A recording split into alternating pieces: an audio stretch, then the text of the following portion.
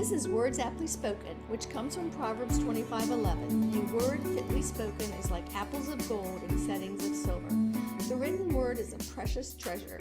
We want to preserve written knowledge for God's glory and as an anchor to the history of the church and its classical conversations. We hope to encourage the reading of words and of the word. Well, welcome to Words Aptly Spoken, where Lee Bortons, Jennifer Courtney, and I discuss books from the Classical Conversations curated curriculum. This series is for lovers of the word made flesh. It's Wednesday, July 12th, 2024, and I'm Timothy Knotts. As you can tell, Lee and Jennifer aren't here today. They're away at the Global Home Education Conference in the United Kingdom this week, which we're very excited for that conference and for them. But today I get to share this lovely time with my dear friends Lisa Bailey and Kelly Wilt, who are curriculum developers for Classical Conversations Multimedia alongside Jennifer and me. So this month we have some lovely things going on. Our discussions are centered around Challenge 1 curriculum. And so by we, I mean some of our other friends and Lee last week got to discuss The Sign of the Beaver by Elizabeth George Speare. Today we get to continue with another lovely book by Elizabeth Speare, The Witch of Blackbird Pond. And later this month we'll delve into The Scarlet Letter by Nathaniel Hawthorne and To Kill a Mockingbird and Johnny Tremain. So a nice spread of some great American literature. You can access all of our past episodes on Lee's YouTube channel at Lee Bortons or on her website, leebortons.com. So we're going to get started. And since Lee isn't here and neither is Jennifer, I'm going to ask our senior resident, longest term employee on the podcast today, Lisa Bailey, the question that we always start off with. As a longtime director, Lisa, and a part of the CC family for many years, why is it that The Witch of Blackbird Pond is here in Challenge 1, and what's its place in the curriculum? You're muted, Lisa.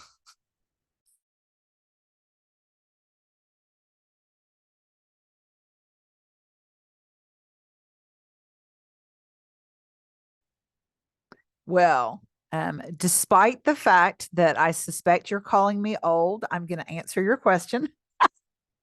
I actually loved this book when I was a junior high girl reading Phenom. And so it is interesting that we have another Elizabeth Speare book that is again a coming of age story. So it explores some of the same themes, that same kind of thing, but in a different way. So those of you who were with us last week, remember Sign of the Beaver explores coming of age, but a lot in a taking care of yourself physically and taking care of your physical environment and interacting with the world in a physical way. So, not so much physical taking care of self in Witch of Blackbird Pond as there is growing into one's inner life. Okay. So, what in the world do I mean by that? Okay. So, exploring what's important to you, by what principles will you live your life? What principles are you judging the world and other people upon? What beliefs are going to govern your thoughts and your actions?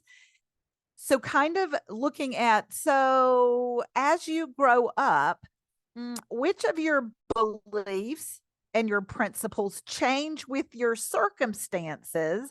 And what about what you believe doesn't change? So the cool thing is in Challenge 1, where we read The Witch of Blackbird Pond, we are exploring that theme of freedom.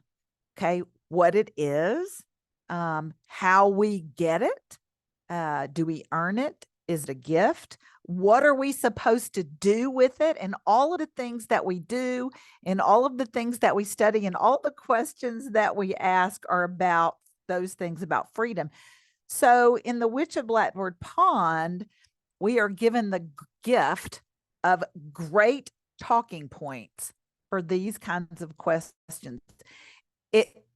With these students, who are still sort of eager to talk, but sort of pulling back, and they don't want to expose what they are thinking about themselves to the light of day all the time. It is really easy to talk about Kit while we are really exploring our own beliefs. So it gives a framework to our students and a safe place for them to ask hard questions about what do I believe and why do I believe it and what are my principles for thought and action, and are they changeable? Are they based in something that I really believe, or in habit, or in circumstance? Nice. Yeah, I know. So in our curriculum, directors get to choose between these two books, right? It's a one Yes. or the other. Yes. And I know my daughter, when she went through Challenge 1, she loved this book. And Yep. now my son is about to enter Challenge 1. And rumor has it that they'll be reading this book and not The Sign of the Beaver. And he is greatly disappointed in that fact. But he has read both already. So it's not I was going to say, one way or the other. I suspect his mom and dad would gladly talk about the other with him also. It is true. Yeah, great. So, all right. So last week, Kelly, you got to share some about this author, Elizabeth George Speare, and her really interesting life. And um, I heard secondhand, and then got to watch a little bit about the really fascinating things you brought to share, which I was thankful for. And so, audience, if you missed out on that episode and you want to know some more, or are interested based on our tidbits here, you should go back and watch that episode to hear what Kelly had to share with us.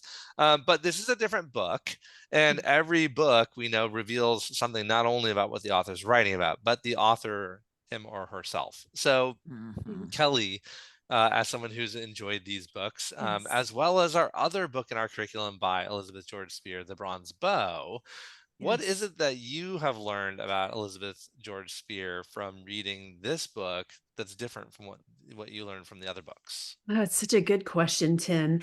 I think last week as I was researching her life, it made me realize that since the Newbery Medal has only been given since the early 1920s, there's the possibility of us being able to learn more about these authors by actually listening to recordings of them speaking about the books that they've written. So I did a deep dive to see if I could hear the words from the author's mouth herself. And it revealed a treasure for me on YouTube.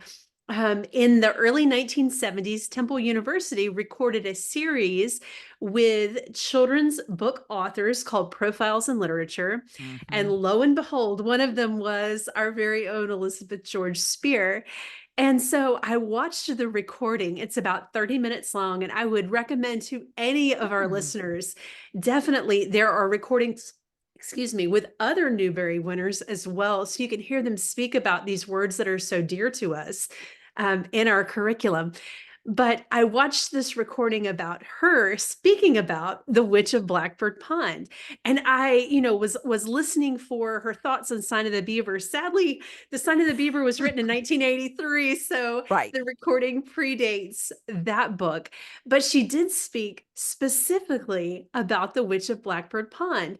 So one thing that recording revealed to me is that Elizabeth George Speare was a great lover of history. But she also realized that young people were more excited by history when it was attached to stories. Stories about people.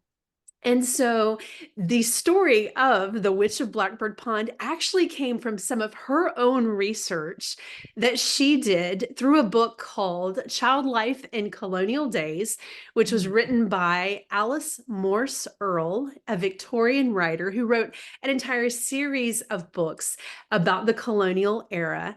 And if you want to find that book, you can actually look on the Project Gutenberg website.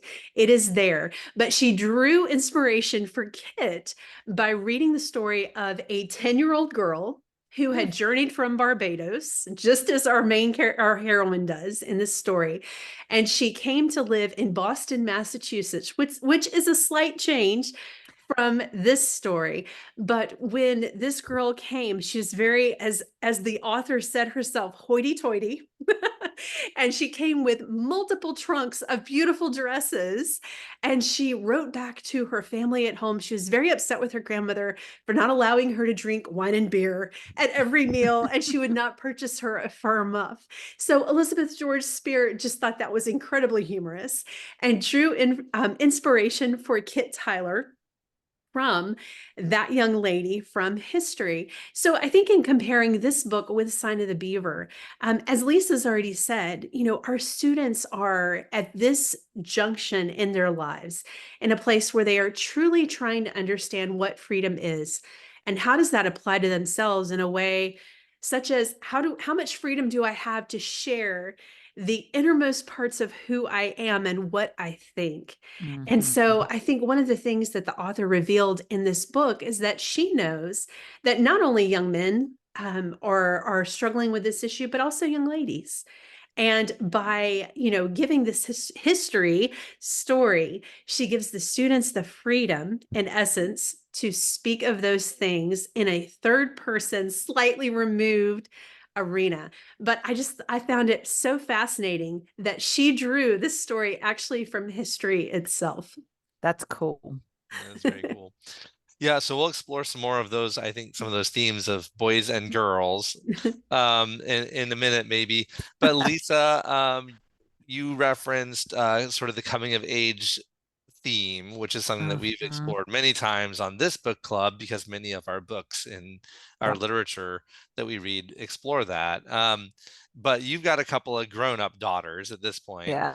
And in this book, when we first meet our protagonist, Catherine, who also goes by Kit, she's a 16-year-old girl. And as Kelly was just pointing out, she's on her voyage from Barbados to America when we meet her for the first time, traveling all the way from the Caribbean to Connecticut in the age of wooden sailing vessels. And she's all on her own, making this voyage from where she grew up to where she's going to go live with some family.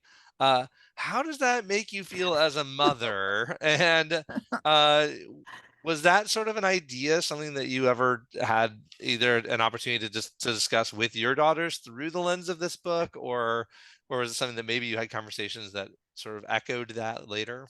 It was so interesting. I told you I loved this book as a junior high girl. And what I remember having two thoughts. That is so cool. It's such an adventure. She has so much independence. And also, oh my gosh, she is all alone. She has to solve all of her own problems. And so in those ways, as a teenager, I was like, man, life without boundaries. But as a mama, I realized that is life without a safety net. And so as a mom, I had a way different perspective. I knew all the things that could go wrong. And so I think I would have been thinking, who's going to protect my girl? Who is going to shield her from the harsh realities and soften the blows? As an adult, I would know, yeah, this place you're coming from is nothing like this place you're going. Who's going to help her figure it out? And I remember both of our girls, between their junior and senior years of high school, went as student ambassadors, and they went to Europe, and it was incredibly hard. They were gone about 3 weeks, and neither one of them had ever flown. I think my older daughter had never flown. My younger daughter had never flown internationally. And so that was a little freaky. But they went for a limited time. They were coming back. They did have chaperones. But the thing that was the same is that they were both, they were facing unfamiliar and unsettling scenarios. I knew that they would be with people who thought and believed things that they had not been raised to embrace. I knew that I could not role play every situation they would encounter ahead of time, which I had tended to do through their growing up years. Well, let's pretend like this happened. What would you do? I couldn't even envision some of that. They were going to have to get along with people that they had just met who had vastly different beliefs from them. They both had family homestays in families where they did not speak the language. They had situations to conquer and to learn from and enjoy and endure. And they came up against some really eye-opening ideas. The chief among them, everybody is not like me. Everybody does not think the same way, hasn't been raised the same way, doesn't have the same perspective on things. And so I guess that I was worried for them, but I knew that it would be a defining moment for them, and it was. And they learned a lot. And as you read through this book, Kit learns a lot, and she has to confront a lot of her preconceived notions that end up being nothing like what she had previously conceived. And then she has to decide how she's going to change. And so I guess that as a mom, I realized that all the situations that you live through will change you. Yeah, I think as homeschooling parents, especially in the day and age we live in, we tend to be pretty sheltering, right? We do that. Oh gosh, yeah.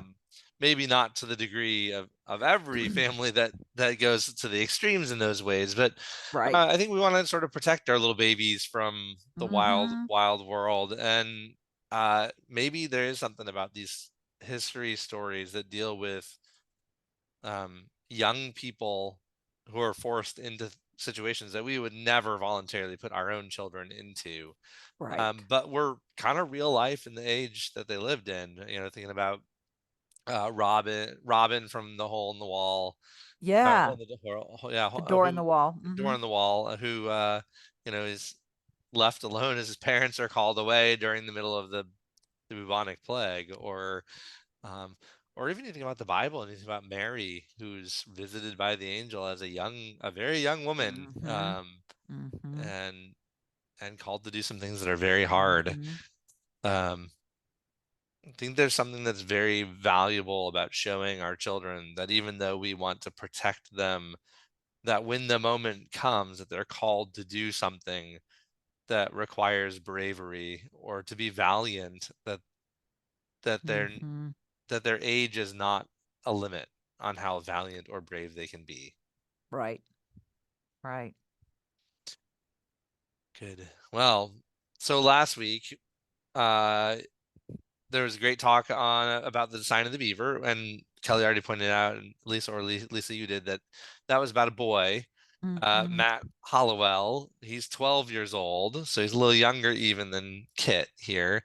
For those of you who haven't read that book, ends up being left alone in Maine and has to learn some pretty hard and fast lessons about living off the land and surviving through some pretty rough daily living in the back country.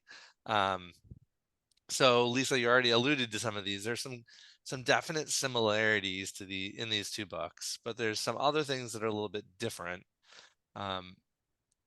It would be easy to boil these two books, or even this sort of genre of books, down to young people have to learn to live out. They just have to learn that.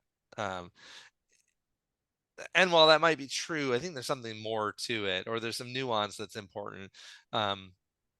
What's the same or what's different about these books that makes them both valuable reads? So yes, in their curriculum we have them as an either or, but if you're going to put them in front of your children, you might say, this one I want you to read for these lessons, and this one I want you to read for these lessons. Not that one is better than the other, but that they will teach some different things. I think there are a lot of similarities, but there is one difference that really stands out to me. And I think it's especially in light of the theme of Challenge 1, which is freedom. Right. Because Kit comes from Barbados. When you read the introduction, that beginning of the story, it paints this beautiful, colorful life of freedom where she's free to wear what she wants. She's free to roam the island. And she has very little control over her life.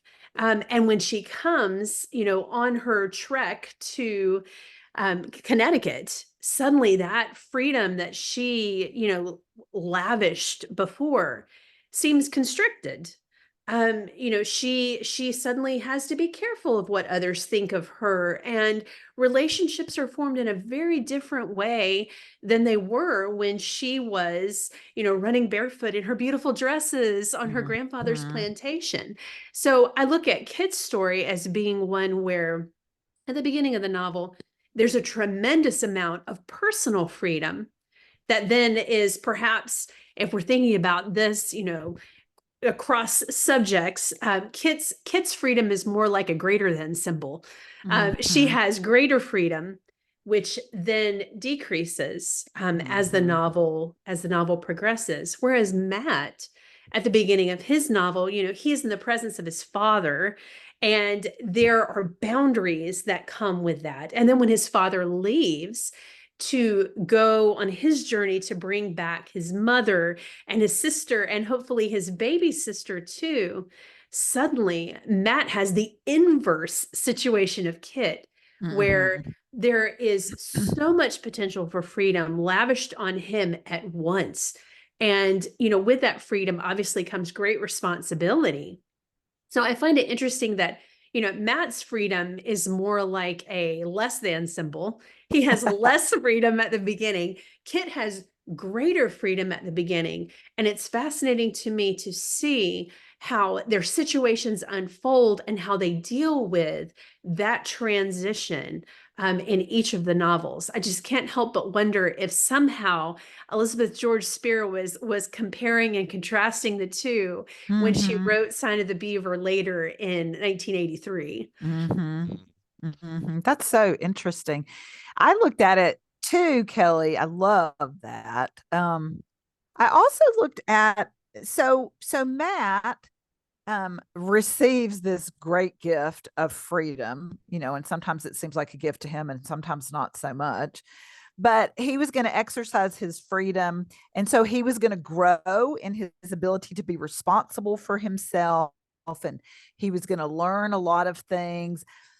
But eventually, he was going to go back to his own family in his own family's way. So he learned about the Indians and the culture, and he confronted his preconceived, prejudicial, potentially notions. But the goal was he's going to go back to his family.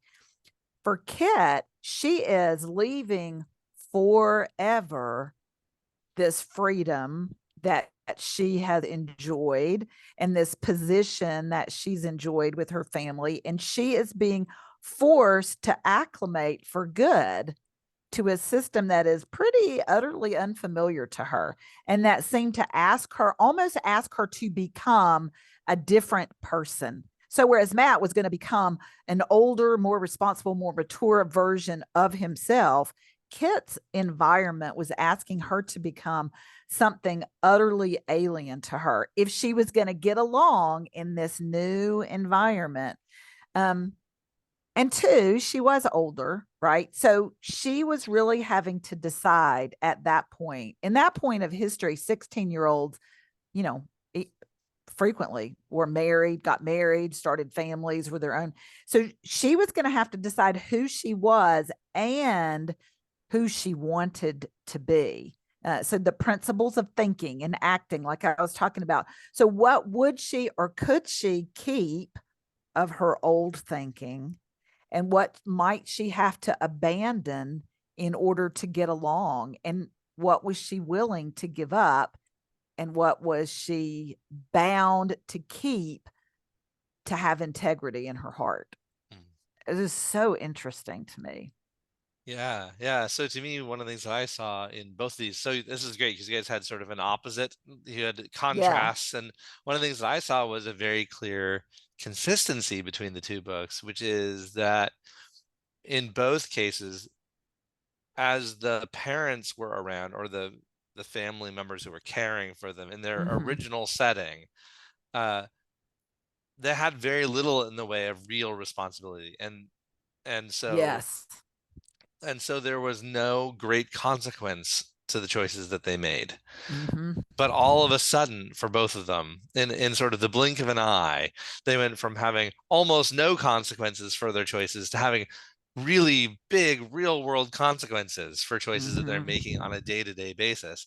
For Mhm. Kit, they're far more social consequences. For Matthew, they were very physical consequences, which I think probably our author was very well aware that boys tend to be a little more Yes. motivated by those things, Yeah. and girls by the Yeah. other. Um, and so there's um, a consistency with Mhm. the Mhm. characters as well in that. But I think that that's very much central to that coming of age story. Suddenly Yeah. you find yourself not just responsible for your choices, but also the bearer of the consequences of your Yep. choices. Yep. All right. Well, let's take a quick break before we head to our second half, where we'll interact a little more with the text itself and thank our sponsor, classicalconversationsbooks.com, where all the books that we discuss on this podcast can be purchased. We have the entire 2024 Words Aptly Spoken calendar at leebortons.com with links to all the CC books at the book site. And just a reminder, if you're interested in picking up the ones coming up, next week we'll be discussing The Scarlet Letter by Nathaniel Hawthorne. All right. So the second half, we'll spend a little more time doing some close reading. And sometimes we have the opportunity to take a particular angle on our readings. We might look at some element of story or use one of our tools or skills that we develop in classical conversations in the curriculum. In this case, I think we're going to spend a little time with examining the setting. This is a fascinating one. Cool. I love this one because I Mhm. actually live in Connecticut and not very far from Wethersfield. In fact, the town that I live in has sort of an ongoing feud about whether that Wethersfield or Windsor is the oldest town in Connecticut. Um, Okay. but the setting is very alive for me because it's around me all the time. Hmm. So, Kelly, will you read us? It's actually a couple of paragraphs that are Mhm. found early in the book. If you wouldn't mind reading for us, that'd be great. Sure. So here are two descriptions of Catherine's new home in Connecticut, as Tim said, as she learns to appreciate what I'm sure seemed bleak to her after her vibrant life in Barbados and the Caribbean. Kit hesitated. She didn't want to admit how disappointing she found this first glimpse of America. The bleak line of shores surrounding the gray harbor was a disheartening contrast to the shimmering green and white that fringed the turquoise bay of Barbados, which was her home. The earthen wall of the fortification that faced the river was bare and ugly, and the houses beyond were no more than plain wooden boxes. All right, that's the first paragraph, and here's the second. With a bound, she was over the side and had set foot on America. She stood taking deep breaths of the salt, fish-tainted air and looked about for someone to share her excitement. She was quite forgotten. A throng of men and boys on the wharf had noisily closed in on the three Eatons, and she could hear a busy catching up of the past month's news. The other passengers had hurried along the wharf to the dirt road beyond. Only three shabbily dressed women lingered near her. And because she could not contain her eagerness, Kit smiled and would have spoken, but she was abruptly repulsed by their sharply curious eyes. One hand moved guiltily to her tang-led brown curls. She must look a sight. No gloves, no cover for her hair, and her face rough and red from weeks of salt wind. But how ill-mannered of them to stare so! She pulled up the hood of her scarlet cloak and turned away. Embarrassment was a new sensation for Kit. No one on the island had ever presumed to stare like that at Sir Francis Tyler's granddaughter. All right. Mm. So, setting is always fascinating to me because it's as much about feel as it is about anything else, I think. Yep. But what kind of words did you hear in here that evoked some either mental imagery or some emotions in you? Well, Tim, I think first I need to clarify that there was accidentally a space between tang Oh. and lead, and they're not tang lead brown curls, they're tangled brown curls. So if Quite a anyone's different listening, picture. yes, if anyone's listening and wondering, what is that? Is that a historical term? No, it is not. That's hilarious. That's hilarious. Well, I noticed And it's funny. I remember feeling cold when I read this, the first passage, the bleak, disheartening, bare, ugly. It's all the negative stuff. And you can almost shiver when you see her first glance and the comparison that has to go through her mind, what she left. And what you're leaving behind always looks better in the rearview mirror, especially when what you are faced with looks bleak and disheartening and bare and ugly. And then the second where she is able, I think her naturally ebullient spirit overcomes that bleak, disappointing glimpse, and she is excited and she wants to bound out of the boat and she's eager, and so her natural nature comes to the forefront and almost gets smacked down by the attitudes from the other people that she encounters, and her circumstance. So that setting both disheartened her and excited her, but the people around her turned it again. And so she was no longer excited. She was embarrassed. And I think it kind of put her back up. She was haughty. She became more haughty and she withdrew, which was unfortunate. I mean, that first impression of the townspeople was not encouraging. Right. I feel like she almost had a reverse Wizard of Oz moment. Yeah. In the movie where Dorothy comes from the black and white of Kansas and the door opens and you see the beautiful Technicolor world of Oz.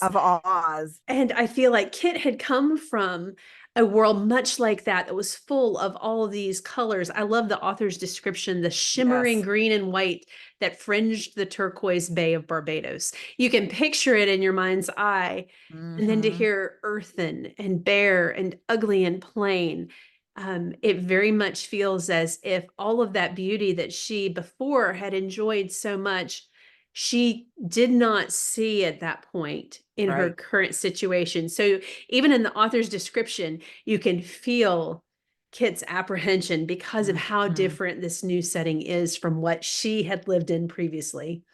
And that setting is really a metaphor for the internal, right? So she had felt happy and free and celebrated and pampered, and she's coming to this place that feels nothing but work, and everybody's disappointed in me. Everybody disapproves of me. And my natural good qualities are going to be snuffed out in service to being like every other boring person in this town. Yeah. So I think here I included that second paragraph because in this case, the people are as much a part of the setting as the physical surroundings are. I think sometimes we maybe get a little too narrowly focused on the physical features of the setting. And here, I mean, we don't get any names for the people. They're just townspeople, right? The three shabbily dressed ladies on the wharf, and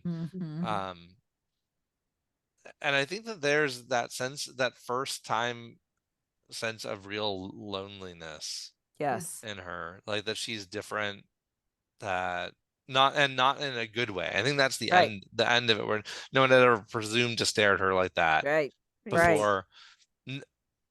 And so maybe there was a sense of set apartness that she had when she was on the island, but it was of a special sort. She was a specially important person. And here she's just some girl who's not conforming to what's expected of people in this location. Yeah, she'll be ostracized, not emulated. For her specialness.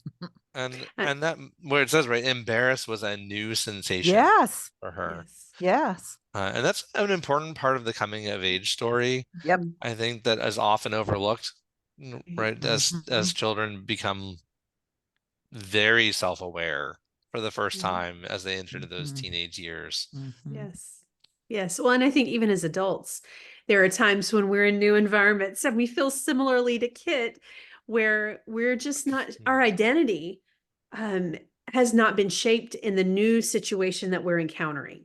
And so you very much see her, these initial moments of, who am I to be in this new place where I am? You know, this Yes. affirmation that in the previous place, I was all of these things, like Lisa said, that were emulated and people adored her. And if there was anything inappropriate, it was quickly forgiven because of who she was related to. Mm-hmm, But mm-hmm, in this new place, she doesn't feel that freedom and forgiveness. mm-hmm. And that's why she feels the embarrassment. I think it's interesting that the author says she pulled up the hood of her scarlet cloak, Right, because I'm certain her face was scarlet at that moment too, not just from the wind, you know, right. of traveling on the boat, but also just embarrassed that she at first glance does not fit into this Mm-hmm, new place. mm-hmm. Mhm. Yeah. All right. So Lisa, we're gonna jump ahead in the book a little bit. Yeah. Now we've arrived with Kit in Weathersfield, and she's begun to acclimate to her new surroundings a little bit. She's gotten a feel for the rhythms of life and the kinds of relationships, and the new place that she's living in. So will you read us the next couple of paragraphs? Yes. So um, here we go. As they came out from the shelter of the trees and the great meadows stretched before them, Kit caught her breath. She had not expected anything like this. From that first moment, in a way she could never explain, the meadows claimed her and made her their own. As far as she could see, they stretched on either side, a great level sea of green, broken here and there by a solitary, graceful elm. Was it the fields of sugarcane they brought to mind, or the endless reach of the ocean to meet the sky, or was it simply the sense of freedom and space and light that spoke to her of home? And then the second passage, the maple tree in front of the doorstep burned like a giant red torch. The oaks along the roadway glowed yellow and bronze. The fields stretched like a carpet of jewels, emerald and topaz and garnet. Everywhere she walked, the colors shouted and sang around her. The dried brown leaves crackled beneath her feet and gave off a delicious smoky fragrance. No one had ever told her about autumn in New England. The excitement of it beat in her blood. Every morning she woke with a new confidence and buoyancy she could not explain. In October, any wonderful, unexpected thing might be possible. All right. So let's do a little comparison. What things do we hear in here, and how did that compare or contrast to those first couple of paragraphs that we encountered? Well, it's like a switch has flipped for her. So she finds in that meadow something that really resonates with her. The meadow made her their own, and she talks about a graceful, endless reach and freedom, and it's home to her. And then in that second passage, all those colors, the red torch and the yellow and the bronze oaks and the carpet of jewels, all of that. And the thing that she felt like that nature was shouting and singing, um, it all spells aliveness to me. It's really interesting. I think when she first came there to Connecticut, home to her was space and light. And that's what she missed from Barbados, the space and the light and the color. And for her, I think those were the metaphors for hope and freedom. And so in those first passages, Kelly, that you read, she could see hope and freedom, light and space only in what she had lost. And in these second passages, she has found light and space. She finally sees light and space. She has finally found hope and freedom, even in that new world. I think that's really cool. I love the descriptions. Just the descriptions Yes. are so evocative of her past life and how she sees, like Lisa said, hopefulness in this new place. Mhm. And you can hear the sentence that particularly resonates with me is the excitement of it beat in her blood, that Yeah. this is her heartbeat, that she Mhm. suddenly feels that her heart could be in this new place. And I feel like for our Challenge One students who are entering high school, they will, over the course of the next few years, encounter uncertainty in environment. As some of them go off to college after graduation, or perhaps, their family might move to a new location, and they may feel similarly to Kit, where, like Lisa was saying, there is no hope. There is no space or light or color.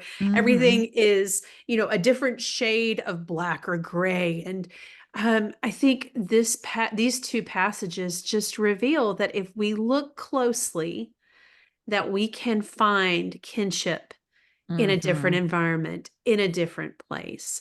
And I love the sentence also, in October, any wonderful, Yeah. unexpected thing might be possible, because it's very reminiscent of Ella Montgomery Yes. and the Anne series, where Anne says that she delights to live in a world where there are Octobers. Yes. There is something about the fall and the changing colors of the leaves. And I know, Tim, you can probably speak to that more than Lisa or myself, based on being a New Englander, what the difference is in seasons that you see. Yeah, well, yeah, New England in the fall is glorious. But yeah, I mean, I think about this, and I think about my own life, and thinking back on times when things seemed like exactly how that first passage described, what Kit saw in New England. That in my own memory, there's times of my life that I can say they seemed very gray and very flat. Yep. In the way I remember them and the way I was experiencing them at the time. And there's other times in my life where I feel that, and I love that word buoyancy in this passage. Yes. That lightness, and almost like you're about ready to float around, because things seem so light or free or hopeful or whatever that emotion is. And the colors are, the day when Jewels. those days you wake up and the air smells sweeter and the light seems lighter. And I think it is a big encouragement that Yeah. she's gone through a difficult time of this relocation, and now her spirit is ready to find the beauty in the new thing. It's almost like she's gone through a grieving process and is Right. now ready to Right. live again afterward. Mm-hmm. But not all things continue to just be light and good for her. If you haven't read the book yet, please do. It's a great story. So clearly that those couple passages really rely on her impressions of the natural world, right? The Right. great meadow, the trees in the fall.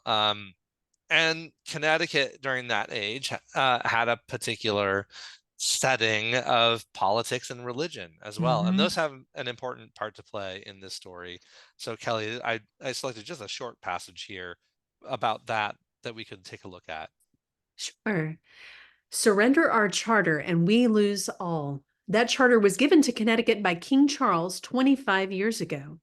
It guarantees every right and privilege we have earned, the very ground we stand on, and the laws we have made for ourselves. King James has no right to go back on his brother's pledge. The men who made this town understand justice. They knew better than to look for it in the king's favor. The only rights worth all that toil and sacrifice are the rights of free men, free and equal under God, to decide their own justice. Powerful. Yeah, right. This is some great little rhetoric and oratory here going on here, which I love. But what does this tell you about the setting, about what life is like in the time that this is occurring? Well, there are some people who are going to be there, who are there in the town, who are very loyal British subjects. And we are going to honor the charter. We are still subjects of England. And then there are people who say, look, it doesn't have anything to do with what the king can do. The only thing that's making this worth everything we've been through are the rights of free men, equal, free, and equal under God to decide their own justice. So you can see there that there are going to be two camps, two ideas about freedom, political freedom there. Yes, Yeah. and you can see And that people are going to have to take sides, right, like they always do. right, and they're going to stand on principle. Yeah. That they recognize what true freedom is, and that it comes under God. Mm-hmm. And I love this passage. It's very powerful, and you don't expect to typically find things like this in a children's novel, but Right. it also plays in very well with the fact that our Challenge One students are reading these original source documents. They're reading the Declaration of Independence, the Mayflower Compact, these documents. And so, hopefully within our Challenge One, communities, there are conversations and connectivity between those ideas and what we see even in the fiction version as well. Yeah, I think you see that there's conflict, right? She's Mhm. surrounded by conflict, different ideas, different priorities. It's not like a very settled time and place where she's moved from Barbados, where things were settled, and there's a little bit of transition time, and now she's arrived somewhere where things are going to be all pleasant and settled, and she just has to find a new normal. It's not like that, right? She's finds herself in the middle of a real kettle of fish when it comes to the politics here. And sadly, I think we're gonna be just about out of time, so I won't get to lead us through the little last section that I'd picked out. But the last section that I wanted to talk about is why this is called the Witch of Blackbird Pond. Kit encounters a woman who was a practicing Quaker who had been exiled from Massachusetts Bay Colony and was living out in the woods not far away from Wethersfield. And she encounters her, and Hannah, this woman who's been accused of being a witch, is accused of that in part because she's refused to attend the public gathering of the Christians that was required of people in those days. And Kit has some sympathies along those lines that make life a little challenging for her as well.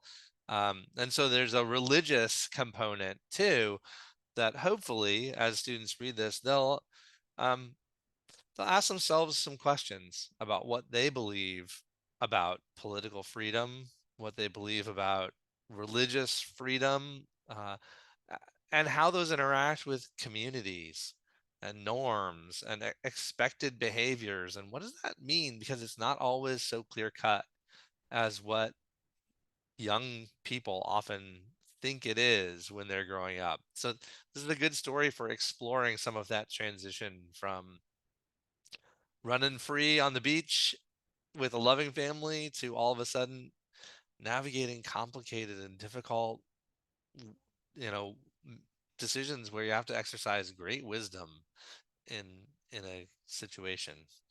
So, well, any last thoughts, Kelly or Lisa, before we sign off for the day? Every time that we have a book club and we discuss a book, it just makes me realize I need to go and pick it up again, Tim, and I need to read it again for probably the fourth or fifth time, but there's always something new to learn. Yeah. Always something new. I love it. Any book worth reading is worth rereading. So enjoy, and thank you all for joining us today, and we'll look forward to seeing you next time as we read Nathaniel Hawthorne together. All right, take care. Thanks.